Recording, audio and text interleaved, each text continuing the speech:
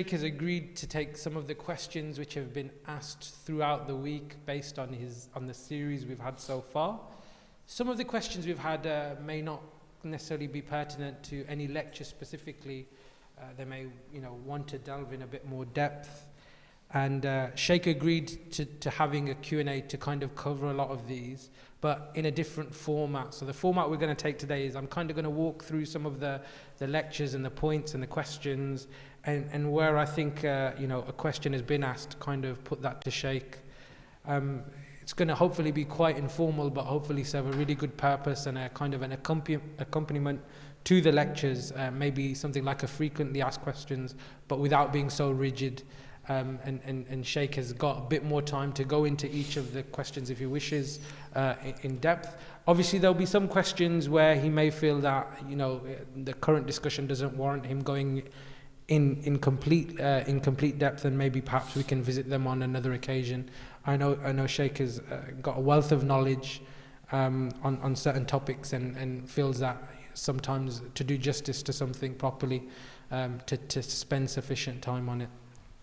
Okay, so we started with this whole topic of messianism, and if you look at, if you Google messianism and you look at the definition of it, it's some sort of savior concept. Someone's going to come and deliver us from this, or someone's going to come and lead a war against this, or a fight against this, or a battle against this. And ultimately that's shared between many religions, and that's what we've understood messianism is. And when I say we, it's the royal we. It's possibly the layman or the laywoman who have understood messianism like this. But is there any sort of difference between a messiah and what we term as a prophet or an imam? Bismillah ar-Rahman ar-Rahim. So a prophet is a messiah in his own right. In the broad sense, messiah normally is interpreted to mean a person who brings about reformation, alignment with God, putting the human community on a path in which they begin to realize themselves in terms of their ordained purpose of reaching God and stewardship of God. In this instance now, what we have is the finality of the prophet. So there is no more prophets coming by our belief system. And so the Messiah, in the broader sense, can be any reformer or reformation in itself. But within the Muslim tradition, by the Sunni and the Shia texts, we are told that there will be a person from the children of Bibi Fatima who will come towards the end of times and fill the earth with justice and peace, just as it would be filled with oppression and injustice. At that point, Isa Salamullah alayhi will also descend. According to the hadith, Isa Salamullah alayhi will come to Mahdi alayhi salam in the Masjid of Bani Umayyah in Syria, and then Isa will ask Mahdi to lead, from my recollection, the morning prayers. He will say to Mahdi, this is your time, you lead. Now I want to talk more about the events that will transpire according to hadith on the last day of this series of lectures. So, the prophets have finished. The role of the prophet was to deliver the message. The message has culminated. The interpretation of the message commences. The interpretation will culminate in the figure of the absolute individual known as Al-Mahdi Salamullah alayhi, who will come and lead humanity to its glorious heights where it belongs. So, as opposed to it being just an ethos or reformation generally within humanity, or little reformers, or the trends of Prophet. This is an individual who comes at the end of that trend to bring it to its final point. That's how we understand it in Islam. So, does the Messiah reveal anything new? Is there any new text which is revealed? Or perhaps is there, with Isa reappearing, a new text which was previously written or revealed, in its original form, maybe to clarify what it was? Or is there anything new? Does the Messiah need to have a new text with it? Is there necessarily revelation, or is this entirely finished? When human being graduates, you don't give them new text. The process of interpretation begins. So they're not bringing any new text. They are just bringing humanity to their completion by providing a very accurate interpretation of the text that is already there. The prophetic trend witnesses not bringing of new revelations in essence. The essence has been the same in all revelation, the nature of God, God-man relationship, human purpose. All the revelations have been doing in their successive coming is they have been interpreting the former one more accurately. And that interpretation takes shape in the form of how they are applied within the human community. That's the only thing that will happen. So, just to clarify on that particular thing, it's you said the former more accurately. I don't want to get you confused. Is the Quran an interpretation of the Bible and the Torah which came, before it, or is it actually an interpretation of what the essence is? Like the actual gold copy, if you believe. So last year, delivered a set of talks in Canada at the Organization of Islamic Learning, and through the verses of the Quran, we explained that there is a reality known as the book that is being revealed time and again. And of course, the Quranic verses are there. I don't want to go through all of that, and anybody interested can see my lectures. So this book is being revealed time and again in the form of Torah, in the form of Injil, in the form of Quran. It's the same book. That book has retained the essence throughout these scriptures about God, the nature of God, human purpose, and accountability. The only thing it changes is how this beautiful essence is applied within the context of broadening humanity. The essence remains the same. The context keeps on changing.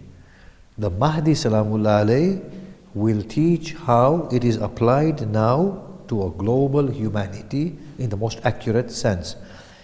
That does not mean that humanity will not be ready to receive it, or that it will find it something alien. It shows that humanity will already have arrived at the threshold of that new understanding. And then Mahdi Salamullah alayhi will just give that understanding as witnessed to by our text and the Sufi text and whatever else, that he will give that accurate understanding so that the differences may be resolved and dissolved. Okay, and when we talk about essence as well, this essence is this essence dependent on having necessary good and evil? Because we talked about this in the first lecture. You mentioned the existence of good and evil throughout the cosmos. You talked about antimatter and matter, everything having this good and evil. And there's been some questions around that. And is it necessary to have good and evil? So, when we talk about the cosmos, there is no sense of good and evil. Yes?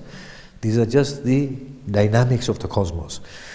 When these dynamics are translated within the human framework, it gives lead to good and evil, regressive trend and a progressive trend.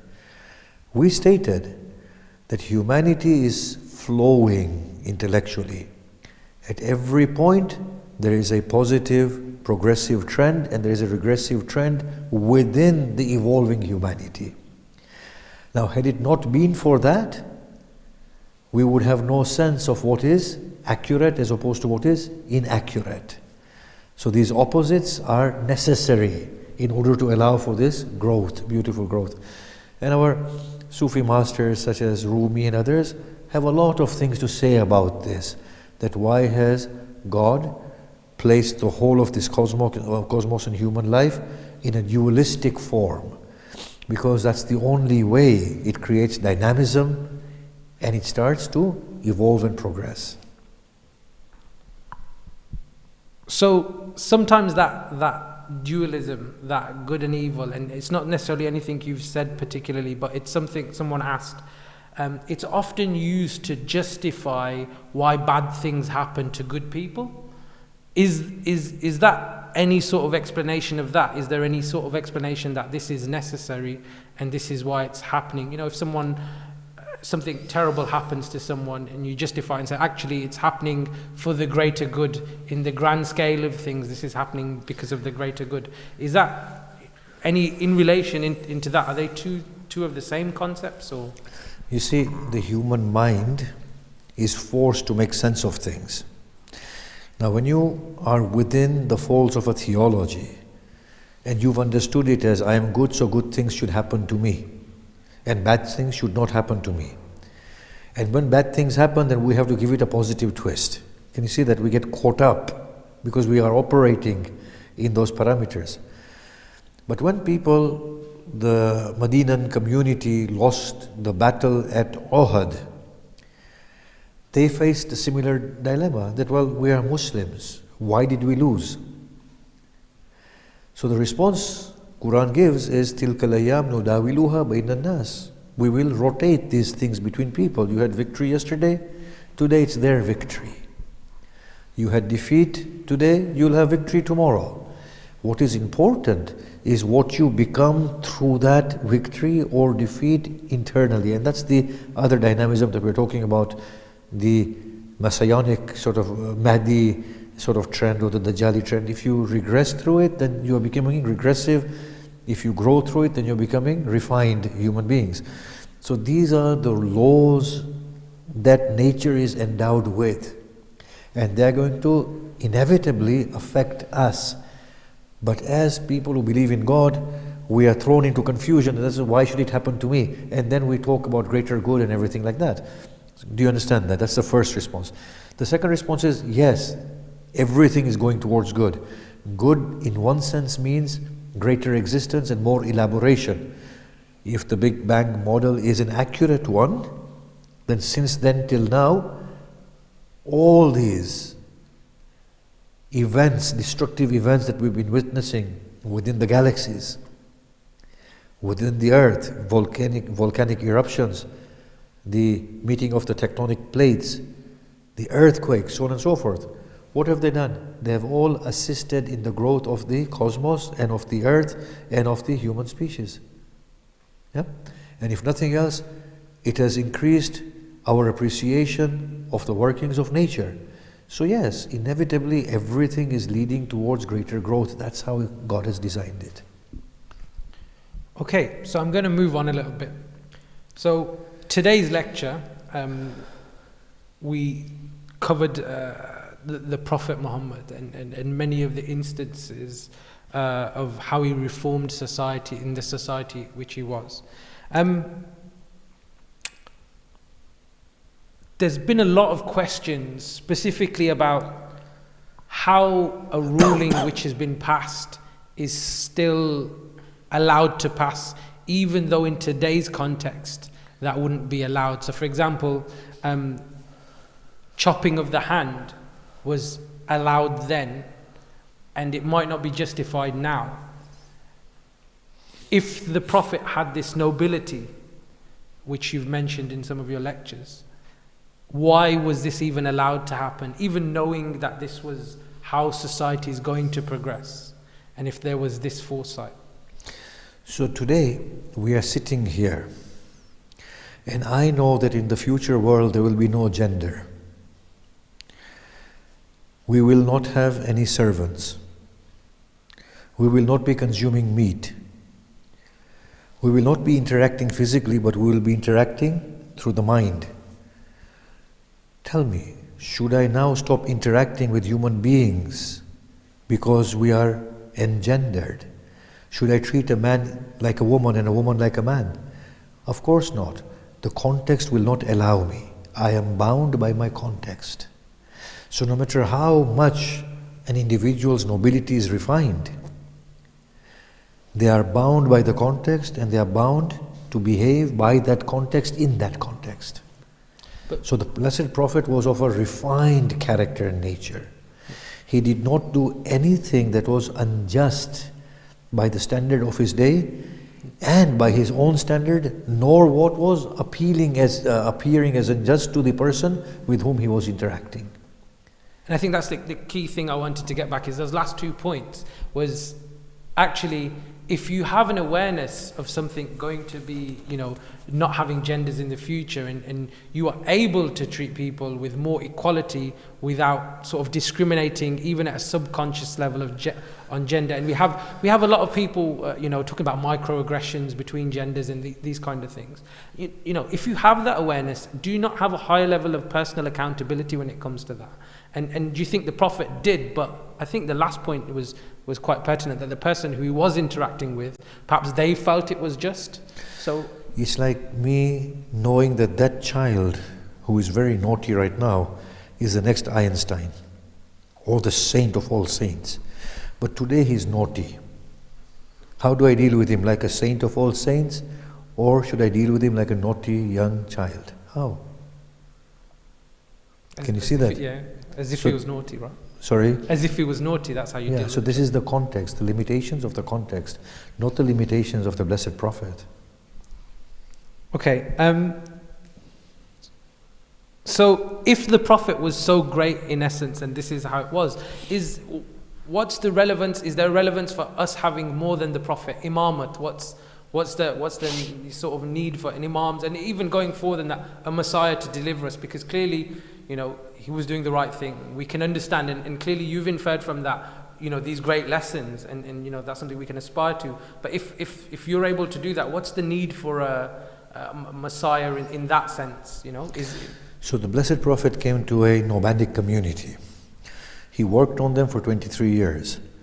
He had finished one phase of the work and delivered the message. Now they were going to become organized as a state. Then they were going to interact with other states. These were all the challenges ahead of them. The Prophet said, I am the outer prophet who has come to awaken the inner prophet. Inevitably, you guys have to reach the completion of your own enlightenment. He said, but I leave two guides with you, the Quran and my Ahlul Bayt. So long as you're with them, you will not be misguided, and they will not separate from each other. There's a Sunni and Shia hadith. Yes, there's a Sunni and Shia hadith. So from there we know that Islam is complete in the sense of the essence, because that's fine. That is as I said in the last year's talk, this is the smaller, lowercase I, the flowing Islam, which is the absolute truth within the folds of humanity, and it reveals itself with the flow of humanity. Now, Islam is complete. So what needs to be addressed? The newer situations. Who will address the newer situations? He said the Quran and the Ahlul Bayt. So the Quran is that silent word. Ahlul Bayt is the interpretive tool. Ahlul Bayt will tell you how to interpret it. What does this verse mean here? And that for me means that dynamism that was going to come after the prophetic era, they would be the people who would be able to decipher how best to answer those events in accordance with the essence of the Quran. So, we all believe Lady Fatima, Imam Ali, Al-Hasan al-Hussein, Salamullah alayhim, wa the Ahlul Bayt. We also say the second tier of Ahlul Bayt are the Prophet's wives. But when it comes to the point of guidance, it's these people. After the Prophet Muhammad, these four. With the Quran, who are the guides. This, we and the Sunnis, we all accept somehow. By and large, we accept this. That they are the first point of reference, the Ahlul Bayt. So the Ahlul Bayt are needed as people who can interpret accurately. Yes? Now you come, well, why do we have the number 12? The arguments here are that, well, if other prophets have had 12 disciples, why should the final prophet be any different? If the final prophet has a text that after me there will be 12 disciples, then you get some validity there. And now if you're going to go and find these disciples, we don't find anybody better than Imam Hussein's children. When you come to Imam Sadiq Salamullah alayhi and you look at the level of his knowledge, at the way he understood the Quran, the way he understands cosmology, your mind surrenders that yes, this man is an Imam. He knows things that he is not supposed to know. And therefore we will surrender that he is the Imam. But what is his function? Well, his function is to try and understand how theology is, how we relate to God, how do we adore God, the way he has explained theology. These Imams, I always say it was their spirituality and their understanding of God that has always won the day for me. The way they have taught how God is shows that they are cut above the rest. In addition, their accuracy of their knowledge shows that they are cut above the rest. So this is the reason why we say these are the Imams, because they are brilliant in their knowledge and they are impeccable in their character. And if the Prophet says that there will be 12, according to Sunni sources, and historically if we can establish that there have been 12 all the time, then why should Prophet Muhammad sallallahu alaihi wasallam be any different? And if there are 12, then there's no one better than these guys.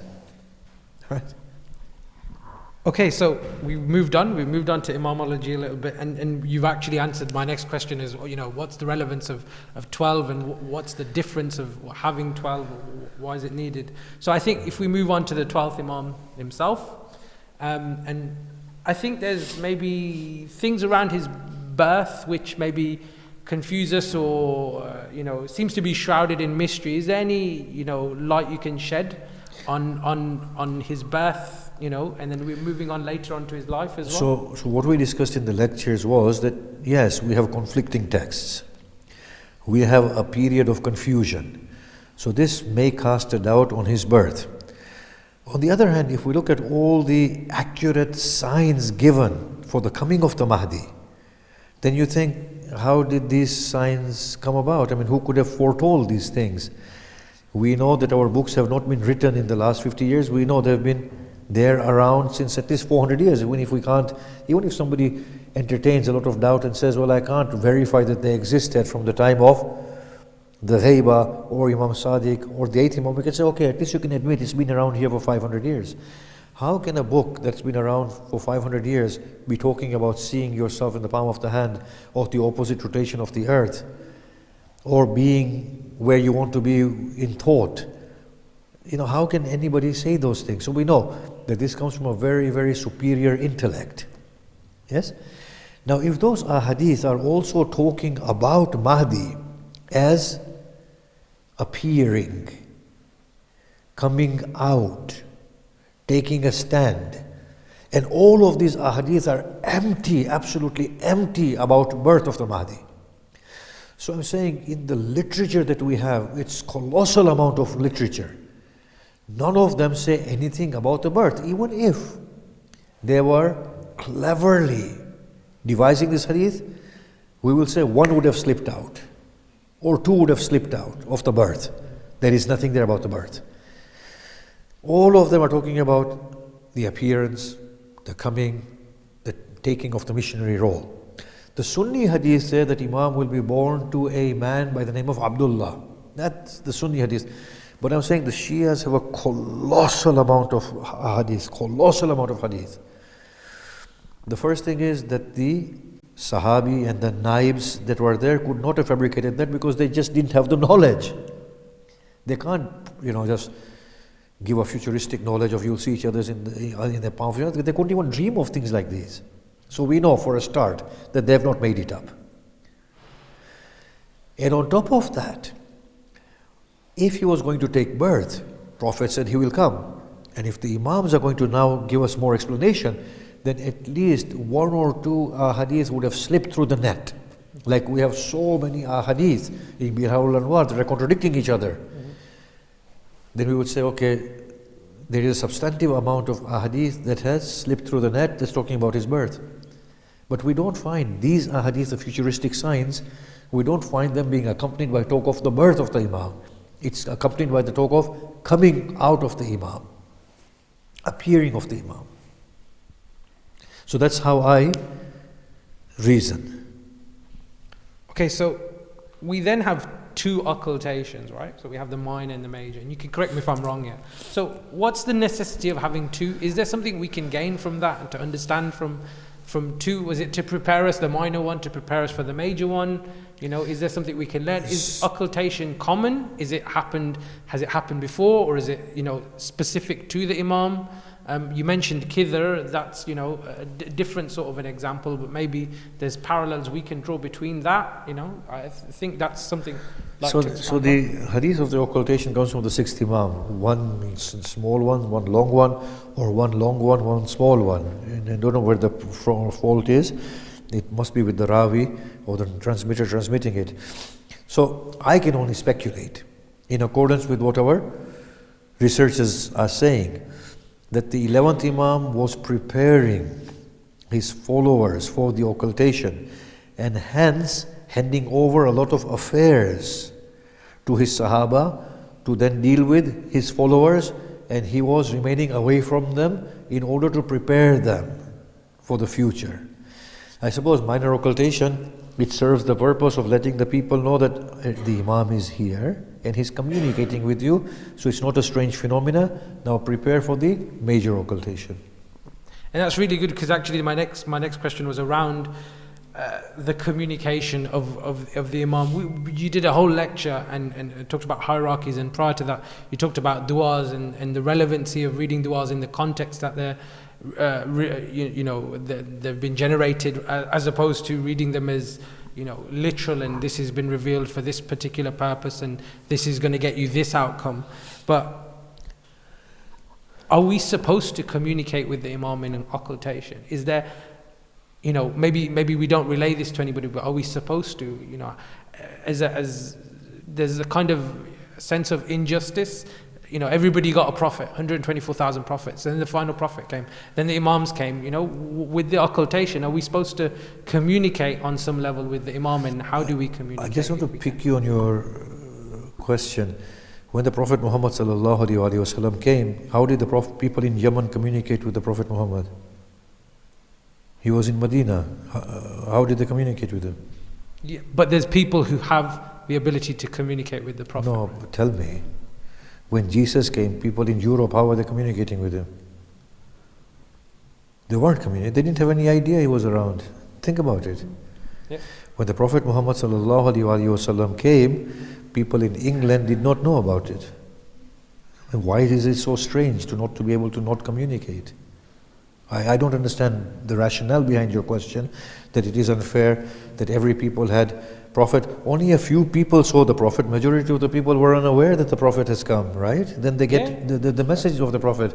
So I'm just saying, first and foremost, the query that you're doing and you're saying it's unfair, I'm saying that doesn't make sense to me, first. Yeah.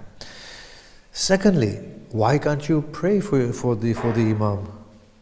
By communicating, why can't you pray for him? I mean, if there is an ordained method, and if it can be verified, follow it. But if we have texts like this, that he who says who has seen me, he has not seen me until the Sufyani comes out. Now, if the Imam is saying you haven't even seen me, then how do you communicate with him? I'm saying something and he's listening to me. I mean, do we have validation for that? It's good to pray for the Imam. You know, it's Allahumma kun li waliyik al-hujjat ibn Nasr. It's good to pray because we love the Imam. We want to pray for him. Even though somebody might say, well, there's no need to pray for him because Allah is going to keep him well anyway. I'll say, that's fine, but it's my inner need to pray for him nonetheless. Yes?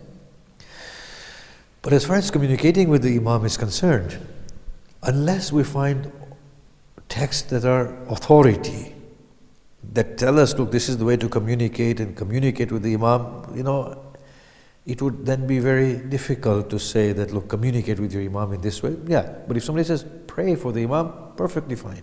Pray for him. And I think that's a fair response. I think the person who asked that question hopefully will be able to hear that and take some sort of some peace from that particularly. You've talked about signs of the reappearance of the Imam. There's been a lot of people who have asked, particularly people are really interested in this kind of thing. For them it's quite exciting. You know, it's a very emotive topic, the reappearance of the Imam. So is there anywhere they can go and read these signs and kind of, you know? So I think, yes, there are several books that give the signs. I mean, there are quite a few in English that people have compiled with the signs inside it. Kitab al-Irshad of Mufid has some signs. A lot of the books are in Arabic though, but you know, in Biharul Anwar there are many signs. In Al-Muntakhab al-Asar fi Imam Thani Ashar there are signs. And then you all have these books, Asr al-Dhuhur, and all they consist of signs imminent before the appearance of the 12th Imam. So there are many, many books that have them, but I'm sure the 12th Imam and a few others that were written in English or compiled, they talk about the signs. Some are academic works, some are not, but nonetheless they gather the signs in there. I mean, obviously there's no scrutiny into the authenticity of any chain, but there are signs nonetheless that what Sufyani will come, Yamani will come, Khurasani will come in the same year, in the same land, and then there will be a cry, and then Dajjal will appear from somewhere in Khurasan, I believe, according to a hadith, and then the black flags will move. No, Dajjal will come from what I remember, if I get it wrong, don't chastise me, Dajjal will come from Isfahan, I think, and the Khuras, and then the black flags will come from Khurasan, and they will march towards Makkah, and then the Imam will come, so on and so forth. There are many, many signs, and they're quite exciting. Yes, I know they're quite exciting. One of the things I find odd about these signs is that there's no mention of Europe or America. They're all Middle East, centered around Middle East, all these signs. So it forces you into thinking, well, what will be happening in the rest of the world? Will the geography have changed so much? Or is it that it's oblivious to that because it's talking to the people of that region only? We're going to be behind that big wall which the president's going to make, right? Juj and Majuj. So there'll be Gog, Magog, Yep. the Antichrist and the nature of the... I want to discuss, obviously, in the very last lecture, I want to discuss about these things, yes? Some of the signs. Shaykh Arif's waving to his fans there as well. No, this is my daughter at the end, she's going, that's all. Okay, so one of the really important things you mentioned, and you've used this word a couple of times, and I've had the chance to briefly have a chat with you about it, but actually I think it's really important. When we talked about the structures, the hierarchy which was made, you mentioned that accuracy is the most important thing in defining who is the hierarchy. So after the Prophet, it's the Imams. After the Imams, it was the transmitters, the interpreters, the and the main thing you mentioned was accuracy. Now, if I can pull you back to one of your earlier lectures when we talked about the Imam was talking about how you were talking about how the Imam is going to come to split the truth from the untruth, separate the two. And Dajjal, is going to be, the type of people or the person who is going to be, wearing a suit, be very convincing, use the truth, but sort of manipulate it to get people on side. Dajjal means deception. So yeah, it will deception. Be deceptive. That's the word. Perfect, right? Okay, so where does accuracy come into play with someone who can accurately, use the information and deceive others? Like, why is accuracy the most important thing? I mentioned if there was other criteria. One of the questions someone was asking was if a person was sincere, if they had good character, wouldn't that be a better criteria for someone who could be a transmitter rather than just someone who's really good at transmitting? That comes secondary, but isn't there some first criteria? The reason why we're saying accuracy is an accurate interpretation will ensure that the law is applied or interpreted very rightly and it's just, and it allows the flow and growth of the human community. That's why accuracy is very, very important. Yes? Now, the deceptive element does not accurately interpret. It pretends to be accurate, but it is actually inaccurate because it does not have those productive properties. Accurate interpretation gets the whole of humanity on the evolutionary track, aligns it with the track of growth. Inaccurate one is manipulative and exploitive. Can you see that? So, today, whilst we enjoy the luxuries of life, there are people in the world suffering. Yes? So now there's child labor. So the argument is this, that if we were not to do this, even that little bit of wealth that they are acquiring there, they would not be able to acquire it. Can you see that? That's the argument. So let child labor take place because it's good, because they will even lose this much. Whereas accuracy would mean no. We should do everything in our ability to raise the standard of those people as well and force their government to do better for their people. Can you see? Yeah. So there will be two types of, one will be a pretentious approach, that if I do not wear these designer clothes, that are then employing little children and exploiting them and not paying them enough. If I were not to do that, that little bit of money that they're getting, they would not be even getting that much. Do you see that? That's a very deceptive way. But an accurate appreciation is that this is below human dignity, below human nobility.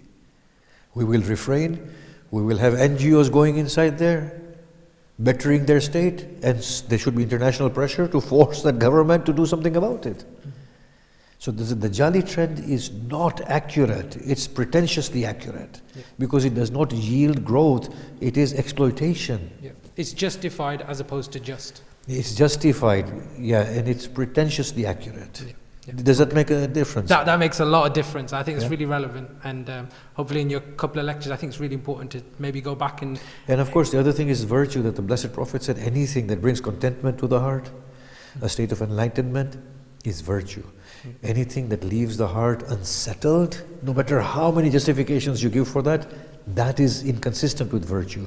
So child labor, this, that doesn't leave the heart content. I think I'm gonna ask you a couple more questions, and maybe we can wrap up there as well. So the first one, we're waiting for the Imam. Often the word intizar, active waiting, is used. It's not active waiting, but it's preparing for the arrival of the Imam. But the Imam's not going to appear because until we've established peace and justice, or some level of distinct accuracy.